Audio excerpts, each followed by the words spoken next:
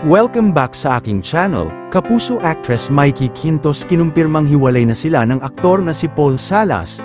Ang dahilan ng kanilang hiwalayan, alamin natin, panuurin at pakinggan ang buong detalye.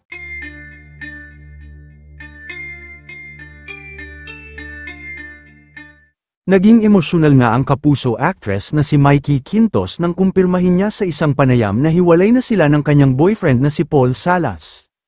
Sa naging panayam sa kanya ng King of Talk Boy Abunda sa latest episode ng Fast Talk, dito ay inamin niya na tinapos na nila ang ilang taon nilang relasyon ni Paul.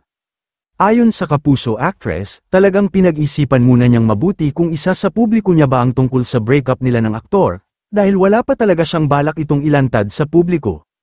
Aniya, honestly, before today, pinag-iisipan kong mabuti kung magsasabi na ako sa public, kung hindi, mahirap to for me.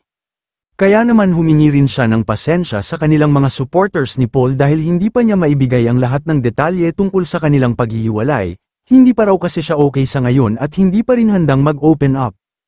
Aniya pa, shocking for me lahat ngayon, shocking, a month ago na yung nag-start kaming mag-usap about this decision. Pag-amin pa niya kay Boy, and ngayon, nagiging clear sa amin na ito nga yung tama for us, mutual naman na decision to. Pero agad naman nilinaw ni Mikey na walang third party involved sa breakup nila ni Paul, kaya walang dahilan pa para batikusin ang bawat isa sa kanila dahil parehas nilang desisyon nito. Ayon pa sa aktres, ipinagpapasa Diyos na lamang niya kung sila pa rin ang pagtatagpuin ng tadhana sa ending at kung mabibigyan pa uli ng second chance ang kanilang love story.